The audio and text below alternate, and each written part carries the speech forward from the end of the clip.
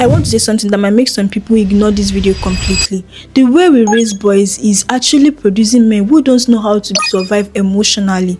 Not because they are weak, but because we build a system that reward emotional shutdown and call it strength. We gave them boys armor. Yes, of course, they have something. But we never taught them what to do with the wound underneath. Hi, I'm Hassanat, registered nurse and public health professional, and today's episode is about toxic masculinity and mental health in Nigeria, not to attack men but to free them. First, let's define what we are talking about, because toxic masculinity is one of the most misunderstood terms in modern conversation. Hold on, it does not mean masculinity is toxic. Toxic masculinity refers to a specific set of cultural norms that pressure men to behave in ways that are harmful to themselves and to the people around them.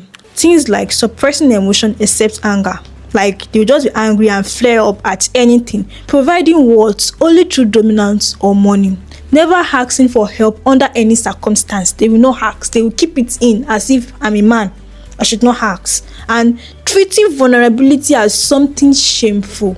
These are not natural to men, they are taught, and in Nigeria they are taught very early. And let me show you exactly how this plays out in Nigeria concept, because this is not abstract. This is your household, your street, your office, at home. From childhood, Nigerian boys are separated emotionally from their siblings and their mothers.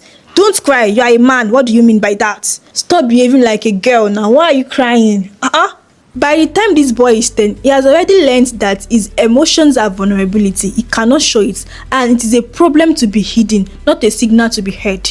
This emotional shutdown follows him into his adult relationship. Of course, he can't communicate needs he was never taught to name. And he expressed pain as anger because anger was the only emotion that wasn't shamed out of him. His partner called him cold, distant, difficult, and doesn't even understand why. Will just be like, I'm trying my best now. What else does she want me to do? And he was just doing what survivor taught him because that was all he knows. At work, Nigerian men face restless pressure to work, to succeed, to lead, without ever being allowed to say, I'm struggling, guy, I'm tired. They can't say that. Rejecting difficult tasks at work means they are weak, and weakness means what? You will lose your respect. Abi? And losing respect means you lose everything, because masculinity is respect in currency. That is all they know. Of course, even in faith spaces, in churches, in mosques that should actually offer comfort, men are often told to be strong for their family, to lead, to provide spiritually. Rarely are they told it's okay to come here broken. Like, whoever said that? Well, maybe some, but not all. So, what does all this produce? Research shows that men who strongly love traditional masculine norms are significantly less likely to seek mental health help because they have already seen it as a norm. So why would they actually seek for help? And significantly, they are likely to experience depression, substance abuse, and suicidal ideation because what else are they going to use to cope? So we see this play out a lot because men who drink to cope because talking feels impossible. Men will become aggressive because they have no other outlet for pain. They just see them outside just throwing tantrums everywhere. Be like, why are you like this? Is it your genetics? Is your daddy used to be like this? Why knowing that they are actually struggling, but that is the only way they can cope. Men will go silent for weeks and nobody asks them why. They just concluded that maybe they are keeping malice or they are now rich. They don't want to mix with other people. Why they are struggling silently. A lot of men die by suicide and everyone said they have never saw that coming. How does that happen? But here is the thing, the signs were always there, but people just built a culture and trained them not to look. Of course, men are men, and that meaning of men is to be strong and not show weakness.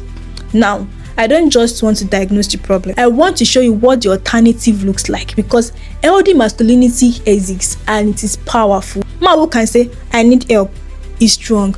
A man who cry and show up strong. A man who goes to therapy is strong. A man who tells his son, it's okay not to be fine, you can do this, is a strong and powerful man. Breaking down is a generational circle that has to be broken and gone forever, and that takes numerous courage from people. Healthy masculinity looks like emotional honesty with yourself and others, asking for help without shame, setting boundaries, not just enforcing them on others, finding what in who you are, not just what you provide.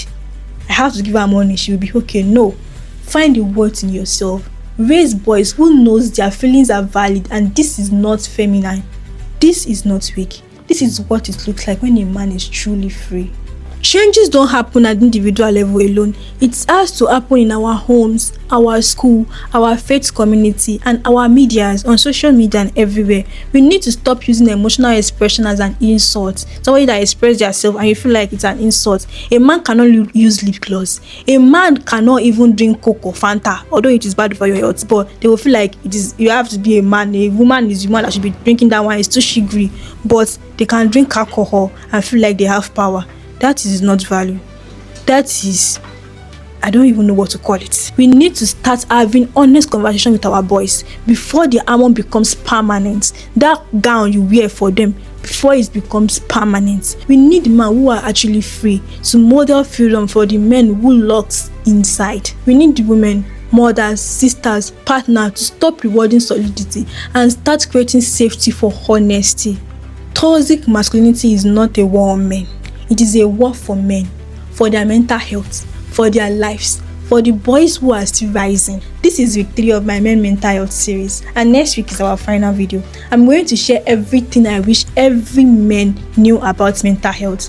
Subscribe so you don't miss that, and leave a comment. I want to know, what is that one masculinity norms from your upbringing that you know that needs to change? Share these videos. It matters. I'm Hassanat. See you in the next video.